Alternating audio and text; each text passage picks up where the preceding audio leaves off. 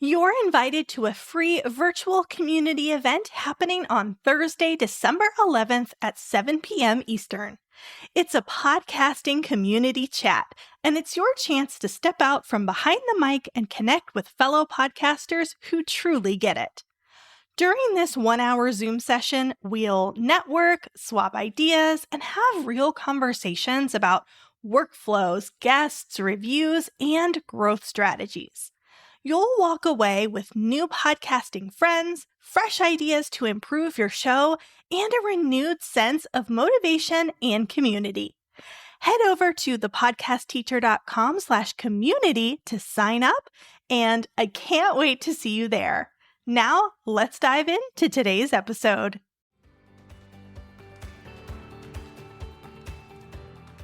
Hey, and welcome back. This is your podcast teacher, Julia Levine, and you're listening to Podcasting for Solopreneurs, the show that helps online business owners grow their podcast to get more listeners, leads, and sales. Today, we're talking about 5 common podcast promotion mistakes. If you're putting out amazing episodes, but your downloads are not growing, and when you promote your episodes, it feels like you're shouting into the void, no one is paying attention, this episode is for you. You'll learn what these common mistakes are, why they are slowing your growth, and what to do instead. And before we dive in, let me just say that I have personally made every single one of these mistakes at some point in time, so please don't feel bad if I'm calling you out with one of these. I have been there, and awareness is the first step toward improvement. Okay, let's kick things off with mistake number 1, and that is posting that there's a new episode out and calling it quote-unquote marketing. This looks like going on to Facebook or Instagram and posting a picture of your podcast cover art or even an episode-specific graphic if you're fancy, and the caption says something like, "Episode 25 is out now, go listen." You are then bummed when the post doesn't get likes or comments, and that episode's download numbers certainly have not gone up. But everyone says that you need to promote it on social media, so what is going on?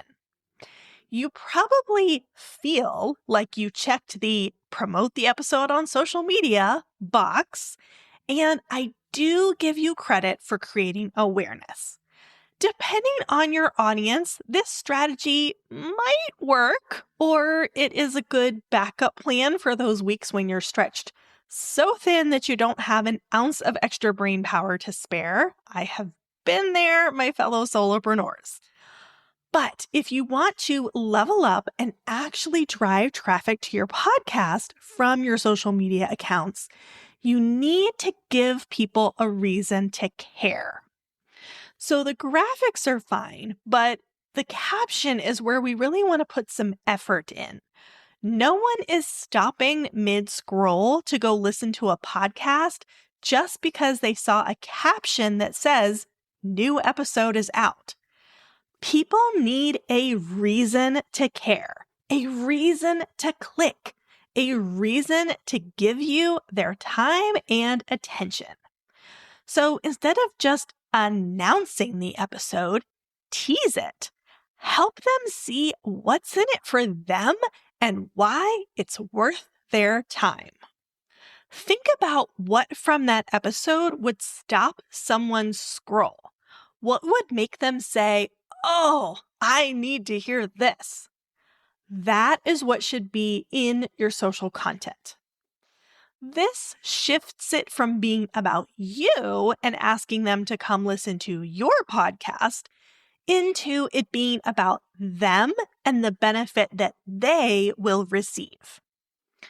Okay, mistake number 2 is skipping search engine optimization. If you are not optimizing your episode titles for search, you are making it harder for people to find your content. And leaning into SEO is working smarter, not harder, which you know is my favorite thing. When your SEO is dialed in, your podcast is essentially marketing itself. You do not have to lift a finger. The episode title field is one of the most heavily weighted by the search algorithm. So you should carefully craft your episode titles to ensure the words your audience types into the search bar are included. Podcast SEO is a different beast than Google SEO, and I break down all of the secrets inside the first foundational module of the Podcast Growth Collective. Head to thepodcastteacher.com/collective to get access to it. Okay, mistake number 3 is not taking advantage of the 72-hour window after your episode goes live. If you're promoting your episode 3, 5, or 7 days after the episode goes live, I am definitely happy that you are promoting it, period, but you will get a better return on investment if you concentrate your promotions within the first 72 hours. Podcast apps like Apple and Spotify are somewhat similar to social media in that when your new episode gets a bunch of downloads and listens early on, the app is more likely to show it to more people to rank it higher in the search results. So that new status only lasts about 72 hours. So that's a key window to get as much activity as possible.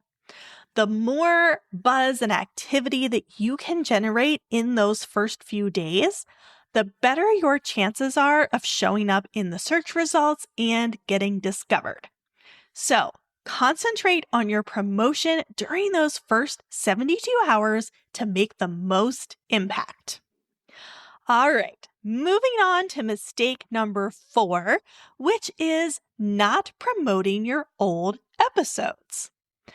Podcast content does not get squashed by the algorithm after 24 or even 72 hours. It is still there and it's still discoverable. You can get a lot of downloads weeks, months, and even years after its release if you have your SEO dialed in. But as I mentioned a moment ago, that golden window of newness only lasts for about 72 hours, and then the algorithm is not helping you as much. You can still drive that traffic to the episode yourself, though. You can do a Throwback Thursday type of post and talk about an old episode. Just make sure to give them a reason to listen, as I described when talking about mistake number 1. And if you hang out in communities online, Facebook groups, or you are following hashtags about your topic, and someone asks a question that you cover within an episode, jump into the comments and say something like, "Oh, I talk about this in episode 84 of my podcast called Podcasting for Solopreneurs." Not only is the person who asked the question likely to tune in because you told them you have the answer, but so are others who have the same question or are interested in the same topic, and they might just be lurking and reading instead of posting.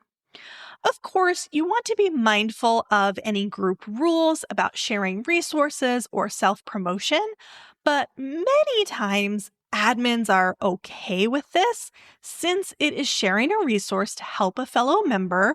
There's no ask for personal information like an email address, and you don't need to share a link in order for someone to find the episode. Just tell them the name of your podcast. I have gotten a lot of traffic to old episodes by using this method, so I highly recommend it. All right, and mistake number 5 is not repurposing your podcast content. You are sitting on so much amazing content, and chances are that you are probably underusing it. One podcast episode can turn into a blog post, an email newsletter to your list, several different Facebook posts or Instagram posts, stories, short form videos for, of course, Instagram, TikTok, and or YouTube Shorts. You can also turn it into a long form YouTube video, a Pinterest pin, a LinkedIn post, and probably more things too. And that's all just from one single episode. Repurposing content is about reaching new audiences and reinforcing your message. You can post engaging content that drives people to the actual episode for more or for the full story, or you can let that repurposed content just stand on its own. I know that kind of goes against what I am saying about the value of podcasting, but at the end of the day, you want people to connect with you and your business. And if that happens through Instagram posts that you created from your podcast content, even if they've never actually listened to your podcast, that's okay with me because it is still accomplishing the goal. AI is making it easier and easier to repurpose content these days. So put effort into crafting your podcast episode content and then squeeze it and reshape it to create content for other platforms as well. Again, we want to work smarter, not harder. So there you have it. Those are the 5 common podcast promotion mistakes. If you have been making any of them, no worries. I have been there. Just pick one to focus on correcting and move forward. The important thing is that now you know what to work on. And if you're ready for more in-depth marketing strategies that actually work, I invite you to join us inside the Podcast Growth Collective. You can learn more at thepodcastteacher.com/collective. Until next time, happy podcasting.